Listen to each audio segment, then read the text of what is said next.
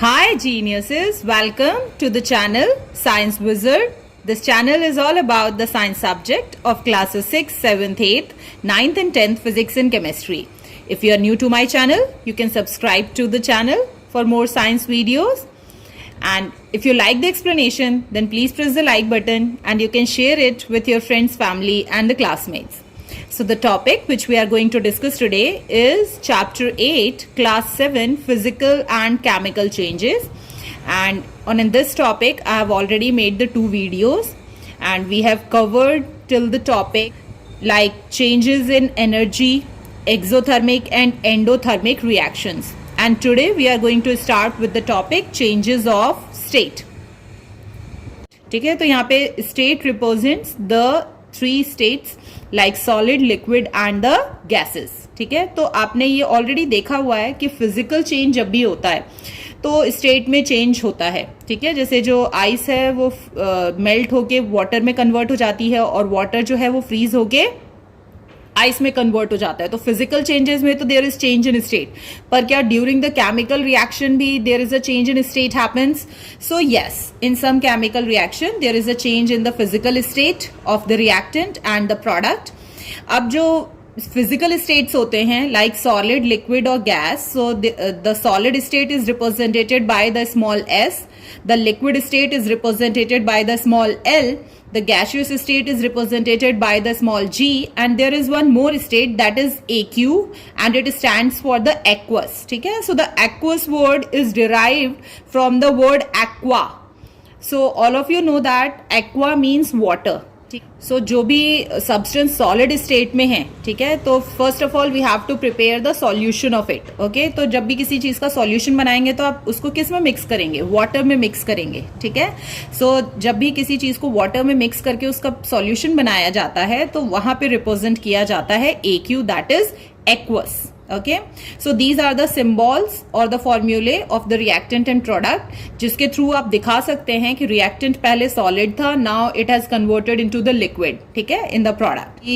When we pass the electric current through the water in which there is a little sulfuric acid has been added, then it gives the hydrogen and oxygen gases. Okay, so हमने ये already देखा हुआ है कि जब भी कोई 2 elements एक दूसरे के संग combine करते हैं तो they always form a compound when there is a chemical reaction going on. Okay, और फिर हमने ये देखा था कि जब भी वाटर के थ्रू इलेक्ट्रिसिटी पास की जाती है तो it breaks down into the hydrogen and oxygen again, क्योंकि जो वाटर है वो कैसे फॉर्म होता है आपका, जब हाइड्रोजन और ऑक्सीजन कंबाइन करते हैं तो वाटर बनाते हैं.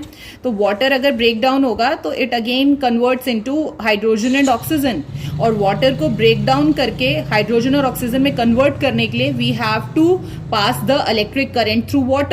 और उस वाटर में there must be a little amount of acid, sulfuric acid should be added. So why the sulfuric acid should be added? Because जो sulfuric acid होता है, ठीक है, जब इलेक्ट्रिक करंट वहां से फ्लो होता है, जो sulfuric acid होता है that breaks down into ions. ठीक है, और वो इलेक्ट्रिकल कंडक्टिविटी को और ज्यादा बढ़ा देता है. तो वाटर जो है वो इलेक्ट्रिक करंट फ्लो होने से ही ब्रेक डाउन हो रहा है ना, तो सल्फ्यूरिक एसिड ऐड किया जाता है to increase the electrical conductivity of the water, जिससे कि वो और ज्यादा उसमें amount of electric current flow हो सके वाटर में और वो इजिली ब्रेक डाउन हो सके into the hydrogen and oxygen by passing the electricity. So water liquid state में है, बट जैसे ही वो हाइड्रोजन और ऑक्सीजन में ब्रेक डाउन होता है तो it converts into the gaseous state. So the reactants is in the liquid state and the product is in the gaseous state. So यहाँ पे water को break down कर रहे हैं तो water reactant है, और जब वो break down होता है तो हाइड्रोजन और ऑक्सीजन में convert होता है, तो hydrogen and oxygen are the product. और हमने पढ़ा था कि जब भी कोई गैस इवॉल्व हो रही है during the reaction, तो that is always represented by the arrow pointing in the upward direction. So that's why यहाँ पे जो arrow upward direction में है वो represent करता है कि the product is in the gaseous form since G is written also here. ठीक है, so G का मतलब क्या है कि they both are in the gaseous state, and since small l is written here, this means that कि the H2 is in the liquid state. और जब हाइड्रोजन को बर्न करते हैं in the presence of oxygen तो again the water is form. Okay, so ये जो process है जिसमें हम वाटर को ब्रेक डाउन करके हाइड्रोजन और ऑक्सीजन गैस में कन्वर्ट कर रहे हैं, this process is known as the electrolysis process. Now we are going to discuss about the types of chemical reaction. The first is the combination reaction. ठीक है, तो combination means, इसको अगर simple language में देखें तो कॉम्बिनेशन मतलब क्या होता है, कंबाइन. ठीक है, कंबाइन मतलब कि दो चीजें एक दूसरे के संग कंबाइन हो रही हैं, जुड़ रही हैं. तो जब भी दो या दो से ज्यादा चीजें एक दूसरे के संग कंबाइन करती हैं तो एक ही चीज फॉर्म होती है वहां पर, है ना. सो जब भी कोई कंपाउंड फॉर्म होता है फ्रॉम इट्स एलिमेंट, तो आपने ऑलरेडी पढ़ा हुआ है कि कंपाउंड कैसे फॉर्म होता है, जब दो या दो से ज्यादा एलिमेंट्स केमिकली रिएक्ट करते हैं एक दूसरे के साथ. और from the simpler substances then the reaction is called the combination reaction. तो जब भी दो या दो से ज्यादा एलिमेंट्स एक दूसरे के संग कंबाइन करते हैं और सिर्फ एक ही प्रोडक्ट फॉर्म होता है, there is always a formation of only one product. ठीक है, तो वहां पर उस केस में वैसे रिएक्शंस को हम कहते हैं कॉम्बिनेशन रिएक्शन. जैसे यहां पर when a magnesium ribbon is burnt in the presence of oxygen, so there is a formation of only one product, that is MgO, magnesium oxide. तो यहाँ रिएक्टेंट कितने हैं, दो, और प्रोडक्ट कितना फॉर्म हो रहा है, एक. तो जब दो या दो से ज्यादा रिएक्टेंट कंबाइन करके सिर्फ एक ही प्रोडक्ट फॉर्म करते हैं तो ऐसे रिएक्शंस को हम कहते हैं combination reaction. So here is one activity given. In this, basically what they are doing, they have taken a small piece of magnesium ribbon and they clean it with the tip of the sandpaper. अब ऐसा क्यों कर रहे हैं ये समझ लेते हैं. Suppose this is the magnesium ribbon. Okay, so क्या होता है कि जो मैग्नीशियम होता है एट द रूम टेम्परेचर, जो ऑक्सीजन प्रेजेंट है एटमॉस्फेयर में, ठीक है, उसके संग कंबाइन करके वो क्या करता है, जो सबसे टॉप मोस्ट लेयर होती है रिबन की, उसके ऊपर मैग्नीशियम ऑक्साइड की लेयर फॉर्म कर देता है. ठीक है, और इससे बेनिफिट क्या है कि अगर मान लो कि मैग्नीशियम रिबन इतना मोटा है, ठीक है, तो इसके जो टॉप, केवल जो टॉप वाला पोर्शन होता है ना, टॉप मोस्ट लेयर जो होती है हर तरफ की, केवल उसके ऊपर मैग्नीशियम ऑक्साइड फॉर्म होता है, और जो अंदर वाला रहता है वो सिर्फ मैग्नीशियम रहता है. सो ये क्या करता है, मैग्नीशियम ऑक्साइड एक लेयर फॉर्म कर देता है, जिसके कारण क्या होता है कि जो बाकी का अंदर का मैग्नीशियम है, ठीक है, वो ऑक्सीजन के संग कंबाइन नहीं करता और वो उसके फर्दर ऑक्सीडेशन को रोक देता है. सो यहां पर क्या करना है आपको, मैग्नीशियम को बर्न करने से पहले you have to use the sandpaper and you have to remove that layer of magnesium oxide basically. ठीक है, मैग्नीशियम ऑक्साइड की लेयर को हटा देना है, क्योंकि अगर आप डायरेक्ट बर्न करेंगे तो सबसे पहले क्या बर्न होगा, वो मैग्नीशियम ऑक्साइड बर्न होगा इन the presence of oxygen. But हमको एक्सपेरिमेंट में क्या करना है, हमको सिर्फ मैग्नीशियम को बर्न करना है in the presence of oxygen. So that's why we use the sandpaper to remove that layer of magnesium oxide at the top. और फिर उसके बाद आपके पास सिर्फ मैग्नीशियम रिबन बचेगी और फिर उसको आपको एक टोंग से होल्ड करके रखना है ओवर द कैंडल और द बर्नर. ठीक है, and when you burn it then the magnesium ribbon starts burning with a white dazzling flame. जब भी कोई चीज बर्न होती है तो वो ऐश में कन्वर्ट हो जाती है. तो सिमिलरली जब मैग्नीशियम रिबन बर्न होगी तो वहां पे पाउडरी ऐश फॉर्म हो जाएगा. तो वो जो ऐश होगा वो किसका होगा, मैग्नीशियम ऑक्साइड का. After that what you have to do, वो जो मैग्नीशियम ऑक्साइड का जो ऐश है, आपको उसको कलेक्ट करना है ऐश को, और उसको मिक्स करना है with the small amount of water in a test tube and stir. मतलब आपको मूव करना है ताकि वो जो ऐश है वो पानी में डिसॉल्व हो सके. ठीक है, so when the magnesium oxide dissolves in water, जैसे ही जो वो ऐश है मैग्नीशियम ऑक्साइड का, जैसे ही वो पानी में डिसॉल्व होगा तो वहां पे एक केमिकल रिएक्शन होगी between that magnesium oxide ash and the water, और वहां पे there is a formation of magnesium hydroxide. So when magnesium oxide combines with water, then it forms the magnesium hydroxide. ठीक है, तो आपने ये ऑलरेडी पढ़ा हुआ है एसिड, बेसिस एंड सॉल्ट में कि जितने भी metal, here the magnesium is metal, ठीक है, तो जितने भी मेटल हाइड्रोक्साइड्स होते हैं दे आर ऑल बेस.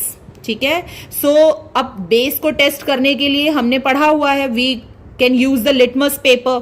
ठीक है, तो यहां पर आप क्या करेंगे, जब ये मैग्नीशियम हाइड्रोक्साइड फॉर्म हो जाएगा तो basically here you have to bring the litmus paper. Since it is a base, तो जब आप यहाँ पे रेड लिटमस पेपर लाएंगे तो वो कन्वर्ट हो जाएगा ब्लू में.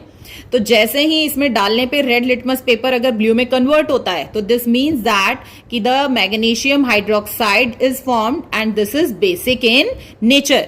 सो इस एक्सपेरिमेंट से हमें क्या पता चलता है कि जितने भी मैग्नीशियम ऑक्साइड्स हैं, ठीक है, मैग्नीशियम ऑक्साइड या फिर कोई भी जो मेटल ऑक्साइड्स होते हैं basically, they are all basic in nature. ठीक है, तो यहां पे हमें इंफॉर्मेशन मिलती है that all metal oxides are basic in nature.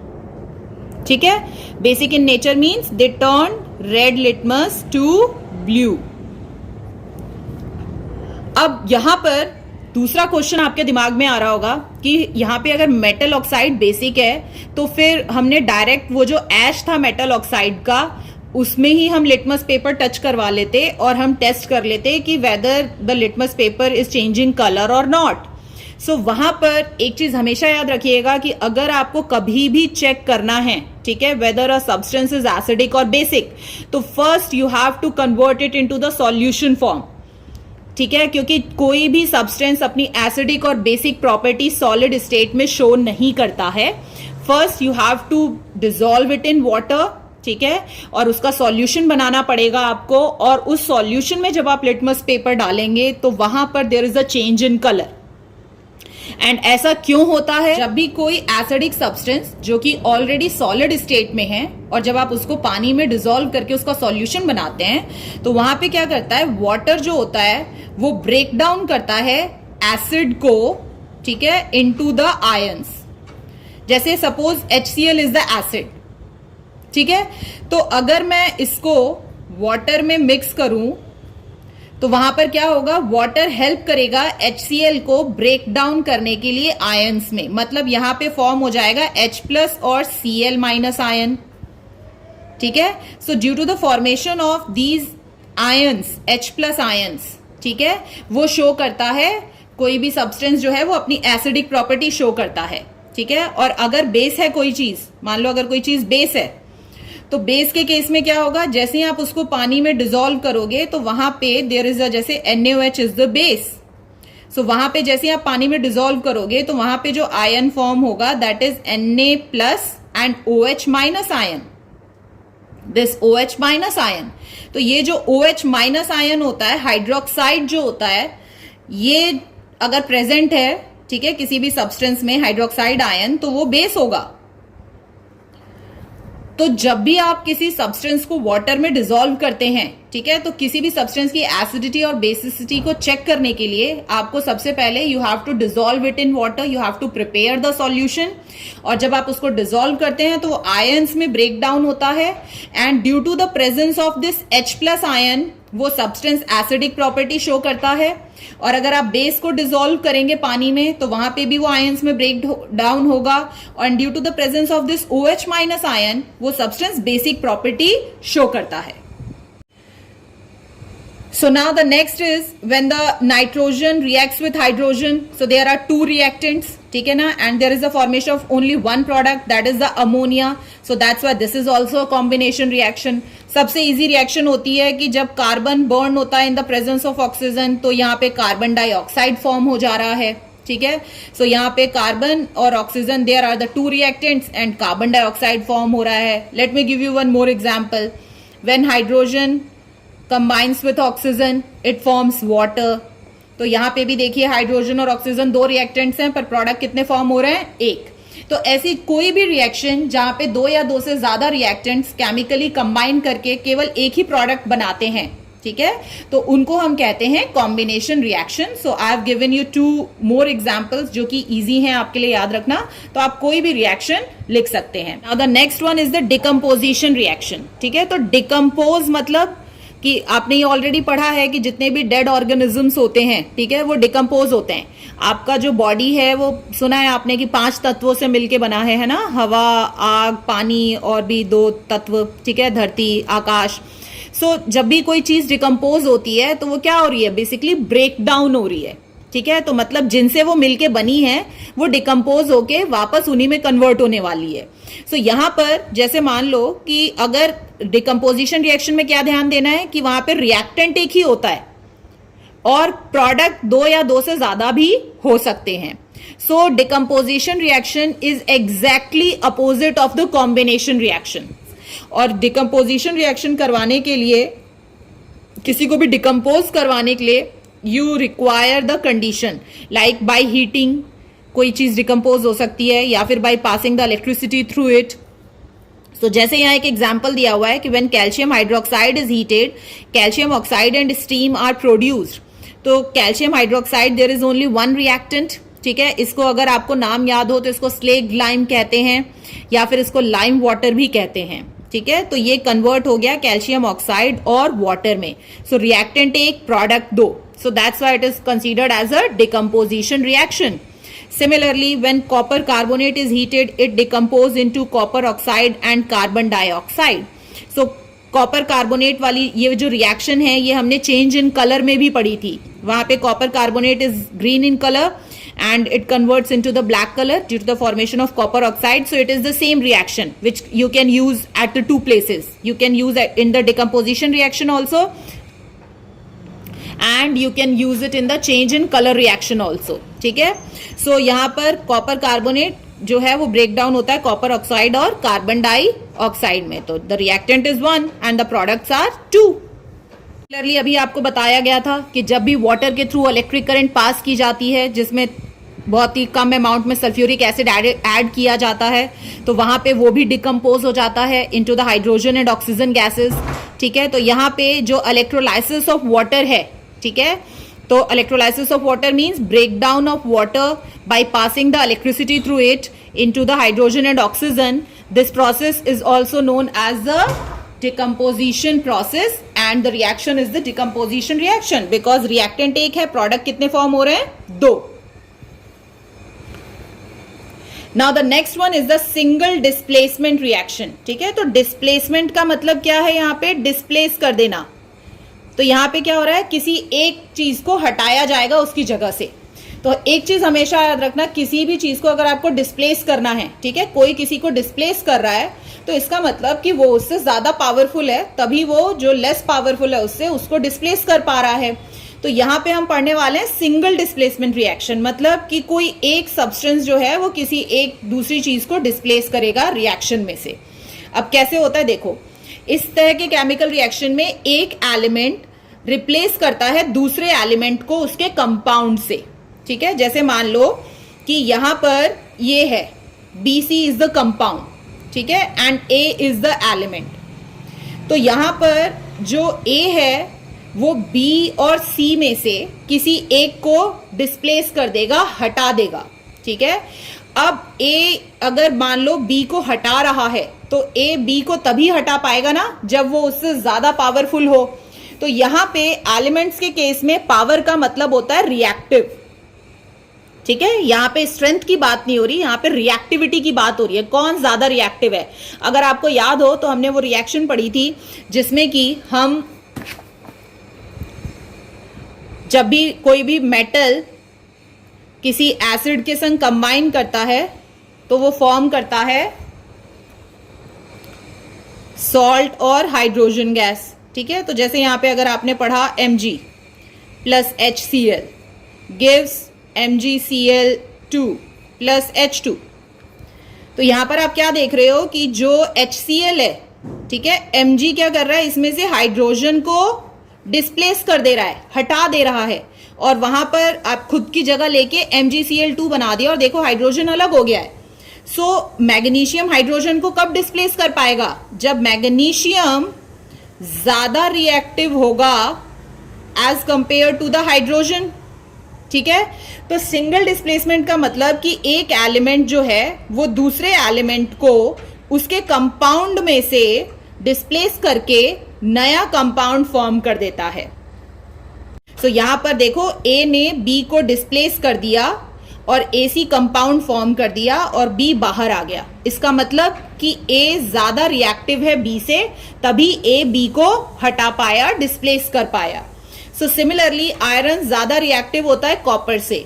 सो अगर आप एक आयरन का पीस लें और उसको डिप करें, ऐड करें into the solution of copper sulphate, तो इसका मतलब आपको सबसे पहले क्या करना है, कॉपर सल्फेट जो होता है वो सॉलिड स्टेट में एग्जिस्ट करता है, तो सबसे पहले आपको उसका सॉल्यूशन बनाना है, मतलब उसको पानी में डिसॉल्व करना है। जब आप उसका सॉल्यूशन बना लेंगे तो उसमें आपको ऐड करना है एक लोहे का पीस, ठीक है, और कुछ देर के लिए आपको उसको छोड़ देना है। तो वहां पर आप देखेंगे कि नया कंपाउंड आयरन सल्फेट फॉर्म हो रहा है। अब देखो ये कॉपर सल्फेट जो है ये कॉपर का कंपाउंड है, ठीक है, this is the compound of copper and this is the iron. तो यहां पर ये एक एलिमेंट है और ये एक एलिमेंट का कंपाउंड है। तो यहां पर आयरन क्या कर रहा है, कॉपर को डिस्प्लेस कर रहा है, ठीक है। तो आयरन जैसे ही कॉपर को डिस्प्लेस करेगा यहां से तो नया कंपाउंड फॉर्म होगा, दैट इज FeSO4, और क्या निकलेगा बाहर, कॉपर। तो जो भी कॉपर डिस्प्लेस हो रहा है बेसिकली वो कहां आके डिपॉजिट होगा, आयरन के पीस पर, और नया कंपाउंड क्या फॉर्म हुआ वहां पे, आयरन सल्फेट। तो आयरन यहां पे कॉपर को क्यों डिस्प्लेस कर पा रहा है, क्योंकि आयरन ज्यादा रिएक्टिव है कॉपर से, ठीक है। अगर हम इस रिएक्शन को उल्टा कर दें, उल्टा करने का मतलब कि अगर मैं आयरन सल्फेट सॉल्यूशन लूं और उसमें कॉपर डिप कर दूं, कॉपर मेटल का पीस, तो यहां पर क्योंकि आयरन ज्यादा रिएक्टिव है, iron is more reactive than copper, तो क्या कॉपर आयरन को हटा पाएगा यहां पे, क्योंकि वो तो लेस रिएक्टिव है आयरन से। तो यहां पर क्या होगा, नहीं, यहां पे कोई रिएक्शन ही नहीं होगी, here no reaction takes place, ठीक है। तो सिंगल डिस्प्लेसमेंट रिएक्शन अकर कराने के लिए एक कंडीशन आपको हमेशा याद रखनी है कि जो वन एलिमेंट है, ठीक है, वो ज्यादा रिएक्टिव होनी चाहिए देन द अदर एलिमेंट, ठीक है, तभी वो उसको डिस्प्लेस कर पाएगा उसके कंपाउंड से। एक और रिएक्शन दी हुई है सिंगल डिस्प्लेसमेंट रिएक्शन में। इसमें क्या करना है, आपको a piece of copper wire लेना है and you have to dip it in the silver nitrate solution, ठीक है। सिल्वर नाइट्रेट का फॉर्मूला होता है AgNO3, where Ag is the symbol of silver and NO3 is the nitrate, ठीक है। तो इसमें आपको कॉपर वायर डिप करनी है।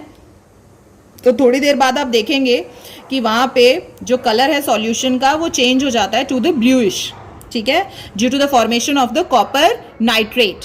तो यहां पर क्या हो रहा है, बेसिकली कॉपर क्योंकि ज्यादा रिएक्टिव है सिल्वर से, तो कॉपर यहां पे सिल्वर को डिस्प्लेस कर देगा, ठीक है। कॉपर जैसे ही सिल्वर को हटाएगा तो खुद उसकी जगह ले लेगा, तो कॉपर नाइट्रेट बन गया और सिल्वर बाहर निकल गया।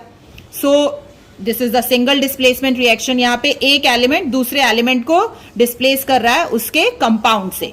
ये वाली जो रिएक्शन है ये आप ऑलरेडी याद कर चुके हैं एसिड बेसिस और सॉल्ट में, तो आप ये रिएक्शन भी लिख सकते हैं।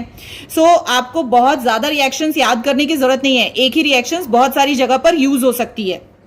जैसे मैग्नीशियम है, ठीक है, वो यहाँ पे क्या कर रहा है, हाइड्रोजन को डिस्प्लेस कर रहा है, तो MgCl2 और हाइड्रोजन देखो बाहर आ गया, because magnesium is more reactive than hydrogen. Now we are going to discuss the double displacement reaction, ठीक है। तो अभी तक हम जो डिस्कस कर रहे थे सिंगल डिस्प्लेसमेंट, उसमें एक एलिमेंट दूसरे एलिमेंट को डिस्प्लेस कर देता था उसके कंपाउंड से। डबल डिस्प्लेसमेंट रिएक्शन में क्या होता है कि देयर आर टू कंपाउंड्स, ठीक है, दो कंपाउंड्स हैं और दोनों ही कंपाउंड्स में जो एलिमेंट्स हैं वो एक दूसरे को डिस्प्लेस कर देते हैं, ठीक है। इसका जो एलिमेंट है वो उसमें चला जाता है, उसका वाला एलिमेंट इसमें ट्रांसफर हो जाता है और नया कंपाउंड फॉर्म हो जाता है। जैसे मान लो AB और CD है, ठीक है, इन दोनों को आपने कंबाइन करवाया, केमिकली रिएक्ट करवाया, तो यहां पर क्या होता है कि जैसे A जो है वो D के संग कंबाइन कर जाएगा और जो C है वो B के संग कंबाइन कर जाएगा और यहाँ पे दो नए आपके कंपाउंड फॉर्म हो जाएंगे। डबल डिस्प्लेसमेंट रिएक्शन में हमेशा याद रखना है कि यहाँ पे दो एलिमेंट्स जो हैं दोनों ही एक दूसरे को डिस्प्लेस करते हैं उनके कंपाउंड से और यहाँ पे नए कंपाउंड फॉर्म हो जाते हैं बाय एक्सचेंजिंग देयर एलिमेंट्स और groups. Next up is the precipitation reaction. ये पहले भी आपको डिस्कस किया जा चुका है। तो प्रेसिपिटेशन रिएक्शन में क्या होता है कि जो दो कंपाउंड्स हैं, पहली कंडीशन है कि जहां पे भी प्रेसिपिटेट फॉर्म होगा तो वहां पे जो भी दो कंपाउंड एक दूसरे के संग रिएक्ट कर रहे हैं they should be in the aqueous, मतलब सॉल्यूशन स्टेट में होने चाहिए, ठीक है। और वहां पे जो प्रेसिपिटेट फॉर्म होता है वो हमेशा इनसॉल्युबल फॉर्म में होता है, ठीक है। मैंने बताया था ना, जैसे दूध फट जाता है तो आपका पनीर फॉर्म हो जाता है जो कि इनसॉल्युबल होता है, तो पनीर अलग हो जाता है, आपका वाटर बिल्कुल सेपरेट हो जाता है। सो जो प्रेसिपिटेट होता है वो इनसॉल्युबल होता है और वो हैवियर होता है, डेंसर होता है वाटर से, इसीलिए वो नीचे आके सेटल डाउन हो जाता है. So here are the two reactions given. ठीक है, when a sodium chloride, which is your common salt, when reacts with silver nitrate, तो here is a formation of the precipitate of silver chloride. ठीक है, तो जिसमें भी arrow downwards दिया हुआ है ना, इसका मतलब उसी का प्रेसिपिटेट फॉर्म हो रहा है.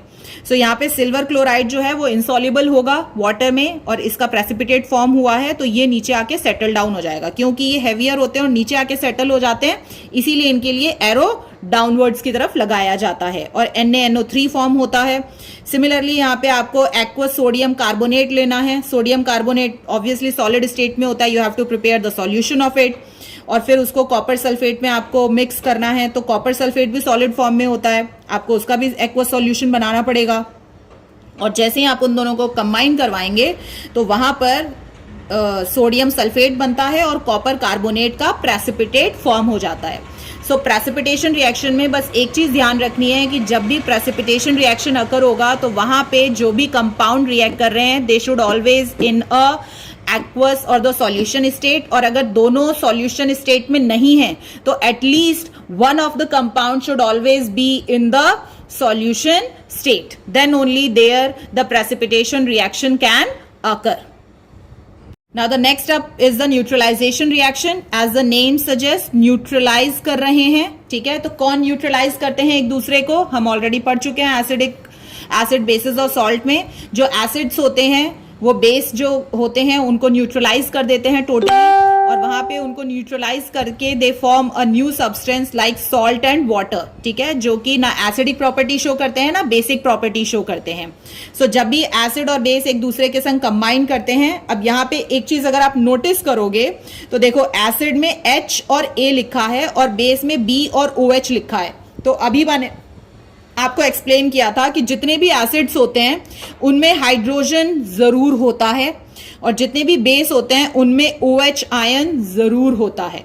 ठीक है, तो यहां पर क्या होता है कि जब भी एसिड और बेस एक दूसरे के संग कंबाइन करेंगे तो H और OH जो होता है आयंस वो कंबाइन करके वाटर बना देते हैं और A और B जो होता है वो कंबाइन करके सॉल्ट बना देते हैं. तो जैसे यहां देखो sulphuric acid H2SO4 when reacts with NaOH. ठीक है, तो यहां पर क्या होगा, ये वाला H और ये वाला जो OH है ये तो H2O बन गया, तो बचा क्या Na और SO4. तो ये देखो Na2SO4 आपका यहाँ पे सॉल्ट बन गया. तो this is how the neutralization reaction takes place. And the one thing which you have to keep in mind in the neutralization reaction कि जब भी ये रिएक्शन होती है, जब भी एसिड और बेस एक दूसरे को न्यूट्रलाइज करते हैं तो वहां पर हीट इवॉल्व होती है, हीट बाहर निकलती है. And that's why the neutralization reaction can be considered as the example of the exothermic reaction. Similarly जब HCl और KOH, ठीक है, KOH is the base, HCl is the acid, तो यहाँ पे H और OH जो है ये कंबाइन करके H2O बना दिया, तो K और Cl जो है ये दोनों मिलके बना देते हैं पोटेशियम क्लोराइड, जिसको कि हम सॉल्ट कहते हैं. ठीक है, तो यहां पर जो सॉल्ट और वाटर बन रहा है दोनों ही न्यूट्रल प्रॉपर्टी शो करते हैं, ना ही एसिडिक ना ही बेसिक, और इसीलिए इसको न्यूट्रलाइजेशन रिएक्शन कहा जाता है. Now we are going to discuss about the oxidation and reduction reaction. ये बहुत बहुत इंपॉर्टेंट टॉपिक है और आज के बाद आपको हर क्लास में मिलने वाला है and it is little bit confusing also. So मैं कोशिश करूंगी कि इसको जितना ईजी करके आपको एक्सप्लेन कर सकूं. बहुत ध्यान से देखिएगा और समझने की कोशिश करिएगा. देखो जो नाम है ना ऑक्सीडेशन, तो ऑक्सीडेशन मीन्स नाम से ही तुम्हें समझ में आ रहा है कि इसमें कहीं ना कहीं ऑक्सीजन होगा. ठीक है, तो ऑक्सीडेशन मीन्स ऑक्सीजन. तो ऑक्सीडेशन क्या होता है, oxidation is a chemical reaction that involves, ठीक है, जिसमें वो केमिकल रिएक्शन जिसमें एडिशन ऑफ ऑक्सीजन होता है. There are two options. ठीक है, या तो ऑक्सीजन ऐड हो उसमें या फिर उसमें से हाइड्रोजन बाहर निकले. ठीक है, तो कोई भी रिएक्शन अगर उसमें ऑक्सीजन ऐड होता है तो कभी भी किसी भी एलिमेंट में अगर ऑक्सीजन ऐड होगा तो क्या बनेगा, उसका ऑक्साइड बन जाएगा. और अगर वहां पे ऑक्सीजन नहीं है, ठीक है, तो दूसरी कंडीशन क्या है, अगर हाइड्रोजन है तो हाइड्रोजन उसमें से रिमूव हो जाए. तो अगर दोनों में से कोई एक भी हो रहा है तो उस रिएक्शन को हम ऑक्सीडेशन रिएक्शन कह सकते हैं. जैसे देखो एग्जाम्पल दिया हुआ है कि when carbon reacts with oxygen to form the carbon dioxide, तो यहाँ पे देखो कार्बन है, ये ऑक्सीजन के संग कंबाइन कर रहा है और ये बना रहा है CO2। तो देखो कार्बन में ऑक्सीजन जो है वो ऐड हो रहा है, तभी तो बन रहा है ना CO2। तो जहां पे भी एडिशन ऑफ ऑक्सीजन होता है, जहां पे भी एडिशन ऑफ ऑक्सीजन होता है किसी भी सब्सटेंस में, तो वहां पर हम उसको कंसीडर करते हैं एज अ ऑक्सीडेशन रिएक्शन। अब हर जगह ऑक्सीजन नहीं हो सकता हर रिएक्शन में, ठीक है, कितनी जगह हाइड्रोजन भी होगा। तो दूसरा हमने क्या डिस्कस किया कि अगर हाइड्रोजन रिमूव हो जाता है ड्यूरिंग द रिएक्शन, तो वहां पर भी हम उसको एज ऑक्सीडेशन रिएक्शन कंसीडर कर सकते हैं। तो देखो यहाँ पे हाइड्रोजन सल्फाइड है और क्लोरीन है, अब यहाँ पे तो ऑक्सीजन नहीं है, तो अब हम कैसे पता करें कि ये ऑक्सीडेशन रिएक्शन है या नहीं है। तो अगर रिएक्शन के दौरान हाइड्रोजन जो है वो सल्फाइड से हट जाता है, रिमूव हो जाता है, ठीक है, सो removal of hydrogen from a substance, तो यहाँ पे किसी भी सब्सटेंस से अगर हाइड्रोजन हट जाता है, तो हाइड्रोजन है किसके साथ, सल्फर के साथ लगा हुआ है, तो अगर सल्फर से हाइड्रोजन रिमूव हो जाएगा तो भी हम इसको ऑक्सीडेशन रिएक्शन कंसीडर कर सकते हैं। तो देखो आप रिएक्शन के बाद सल्फर अकेला बच गया ना, हाइड्रोजन जो है वो क्लोरीन के संग मिलके हाइड्रोजन क्लोराइड बना दिया उसने। तो जब भी हाइड्रोजन रिमूव हो किसी भी सब्सटेंस में से तो भी वो ऑक्सीडेशन रिएक्शन है, या फिर किसी सब्सटेंस में ऑक्सीजन ऐड हो, जैसे यहाँ कार्बन में ऑक्सीजन ऐड हो रहा है तो ये ऑक्सीडेशन रिएक्शन है, यहां सल्फर से हाइड्रोजन रिमूव हो रहा है तो भी ये ऑक्सीडेशन रिएक्शन कहलाती है। सो ऑक्सीडेशन रिएक्शन मतलब वो रिएक्शन जिसमें कि या तो ऑक्सीजन ऐड हो या फिर हाइड्रोजन रिमूव हो किसी भी सब्सटेंस से। Now the next is oxidizing agent, ठीक है। अब एजेंट क्या होता है, एजेंट वो होते हैं जो कि वो प्रोसेस करवाते हैं, ठीक है, जैसे आपको प्रॉपर्टी एजेंट है, ठीक है, तो प्रॉपर्टी एजेंट का क्या काम है कि वो प्रॉपर्टी सेल करवाता है, ठीक है, या फिर परचेज करवाता है। तो यहां पर भी अगर कोई ऑक्सीडाइजिंग एजेंट है तो इसका मतलब क्या है कि वो वहां पे ऑक्सीडेशन रिएक्शन करवाता है, ठीक है। तो ऑक्सीडेशन रिएक्शन करवाने का मतलब क्या, या तो ऑक्सीजन ऐड हो या फिर हाइड्रोजन रिमूव हो। तो ऑक्सीडाइजिंग एजेंट कौन है, ऑक्सीडाइजिंग एजेंट वो है या तो जो ऑक्सीजन दे रहा है, ठीक है, वो ऑक्सीडाइजिंग एजेंट हो जाएगा, या फिर जो हाइड्रोजन ले रहा है आप उसको भी एज ऑक्सीडाइजिंग एजेंट कंसीडर कर सकते हैं। तो ऑक्सीडाइजिंग एजेंट का मतलब क्या हुआ कि वो एजेंट जो कि ऑक्सीडाइज कर देता है दूसरे सब्सटेंस को। अब किसी दूसरे सब्सटेंस को ऑक्सीडाइज करने का मतलब क्या हुआ, या तो वो ऑक्सीजन देगा जिससे कि ऑक्सीजन ऐड हो सके, या फिर हाइड्रोजन रिमूव करवाएगा। इस रिएक्शन में अगर आप देखोगे तो ऑक्सीजन कौन दे रहा है, ठीक है, ओ कौन दे रहा है, क्योंकि एडिशन ऑफ ऑक्सीजन ही है ना ऑक्सीडेशन रिएक्शन। तो इस रिएक्शन में ओ कौन दे रहा है कार्बन को, ऑक्सीजन ही दे रहा है ना। तो यहां पे ये ऑक्सीजन जो है इसको बोलोगे आप ऑक्सीडाइजिंग एजेंट, ठीक है। ऑक्सीडाइजिंग एजेंट मतलब कि जो ऑक्सीडेशन करवा रहा है, तो ऑक्सीजन ये देगा और ऑक्सीजन इसमें ऐड होगा तभी तो कार्बन डाइऑक्साइड बनेगा ना। तो इसीलिए जो ऑक्सीजन है वो ऑक्सीडाइजिंग एजेंट हो गया। अब दूसरे रिएक्शन में देखो, या तो वो ऑक्सीजन देगा नहीं तो हाइड्रोजन ले लेगा, ठीक है। अब यहां पे सल्फर के संग है हाइड्रोजन, ठीक है। अब यहां पे हाइड्रोजन लिया किसने, क्योंकि अब सल्फर से तो हाइड्रोजन निकल गया ना, तो हाइड्रोजन लिया किसने भाई, क्लोरीन ने लिया है। अगर क्लोरीन अपने संग हाइड्रोजन को अटैच ना करे तो क्या हाइड्रोजन रिमूव हो पाएगा, नहीं। तो इसीलिए क्योंकि क्लोरीन हाइड्रोजन को अपने साथ लेके नया कंपाउंड बना रहा है, तो कौन रिमूव कर रहा है हाइड्रोजन को, क्लोरीन। सो जो हाइड्रोजन को रिमूव करे, रिमूवल ऑफ हाइड्रोजन, तो जो हाइड्रोजन को रिमूव कर दे वो ऑक्सीडाइजिंग एजेंट। तो यहां पे ऑक्सीडाइजिंग एजेंट कौन सा हो गया, क्लोरीन, ठीक है। तो यहां पर एजेंट मतलब कि जो ऑक्सीडेशन करवा रहा है, और ऑक्सीडेशन का मतलब होता है या तो एडिशन ऑफ ऑक्सीजन हो या फिर रिमूवल ऑफ हाइड्रोजन हो। Now the next step is reduction, ठीक है। तो ऑक्सीडेशन में जो होता है ना, ठीक उसका उल्टा होता है रिडक्शन में। तो ऑक्सीडेशन में तुमने क्या पढ़ा था, कौन ऐड हो रहा है, ऑक्सीजन। यहां पर देखो कौन ऐड हो रहा है, हाइड्रोजन। और ऑक्सीडेशन में हमने क्या पढ़ा था, कौन रिमूव होता है, हाइड्रोजन। तो यहां पे कौन रिमूव होगा? ऑक्सीजन। तो वहां पर जो ऐड हो रहा है यहां पे वो रिमूव होगा, और वहां पे जो रिमूव हो रहा है यहां पर वो ऐड होगा। तो ठीक जो ऑक्सीडेशन में हो रहा है रिडक्शन में उसका अपोजिट हो जाता है। ठीक है, अब जैसे देखो यहां पे कि जब भी हाइड्रोजन गैस को पास कराया जाता है कॉपर ऑक्साइड के थ्रू, ठीक है, सो यहां पर क्या हो रहा है इस रिएक्शन में कि अब रिडक्शन हो रहा है या नहीं मुझे कैसे पता चलेगा? या तो हाइड्रोजन ऐड हो और नहीं तो ऑक्सीजन बाहर निकले। तो ये इस रिएक्शन में आप देख रहे हो कि हाइड्रोजन भी है और ऑक्सीजन भी है। ठीक है, सो अब यहां पे ध्यान से देखो, ये हाइड्रोजन है और ये कॉपर ऑक्साइड है। बन क्या रहा है तुम्हारा? Copper and H2O। ठीक है, सो यहां पर क्या कर रहा है, जो हाइड्रोजन है वो ऑक्सीजन को साथ में ले ले रहा है। ठीक है, हाइड्रोजन ने ऑक्सीजन को क्या करा? रिमूव कर दिया। तो यहां पे रिमूवल ऑफ ऑक्सीजन हो रहा है।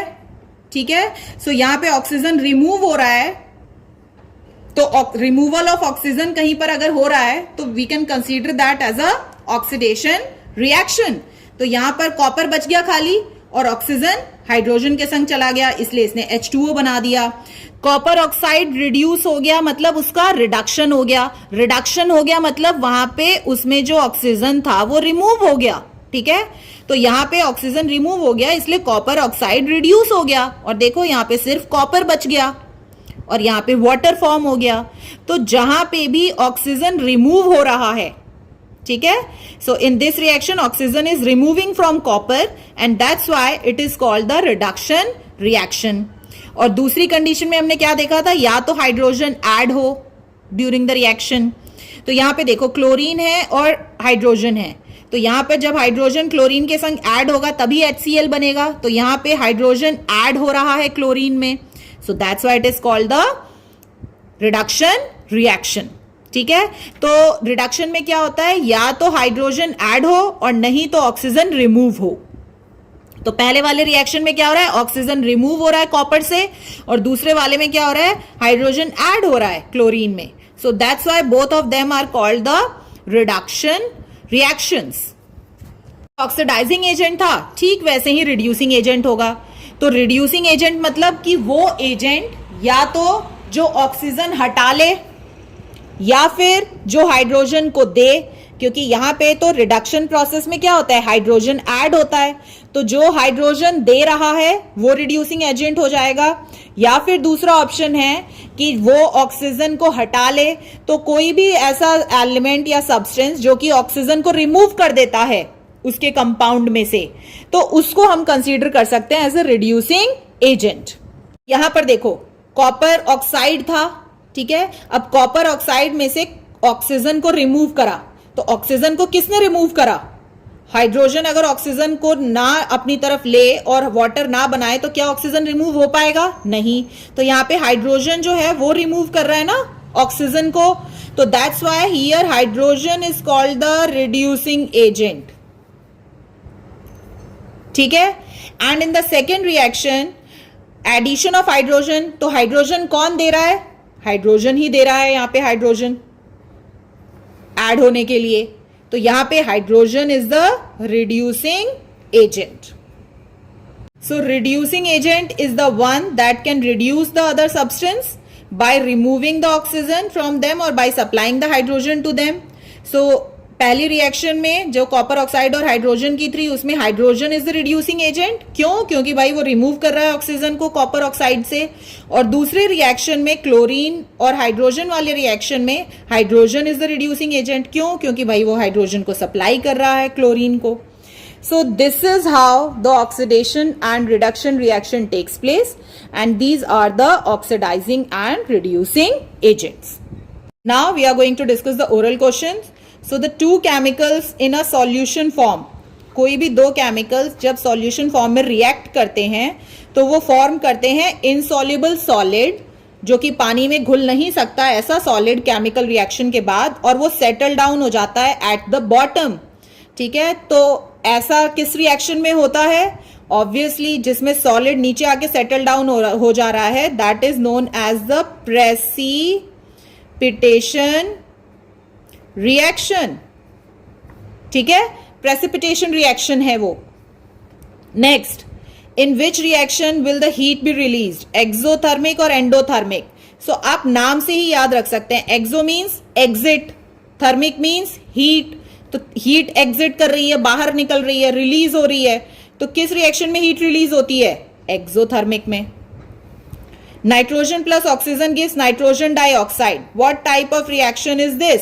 तो आपने कितने तरह की रिएक्शन पढ़ी? आपने एक पढ़ी कॉम्बिनेशन, दूसरी पढ़ी डिकम्पोजिशन, तीसरी पढ़ी आपने प्रेसिपिटेशन, चौथी पढ़ी neutralisation.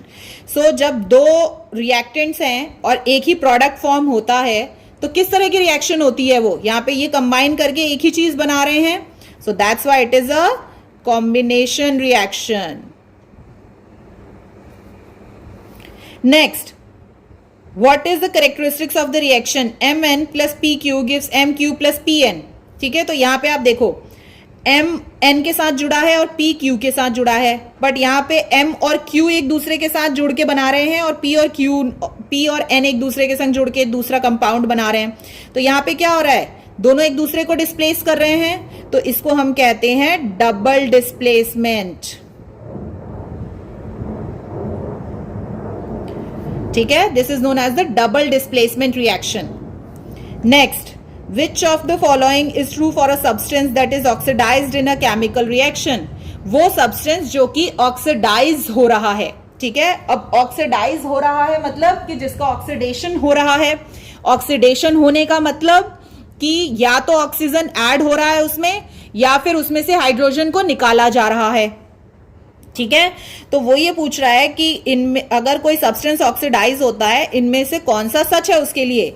Oxygen is added to it और hydrogen is removed from it, या फिर दोनों ही सही हैं?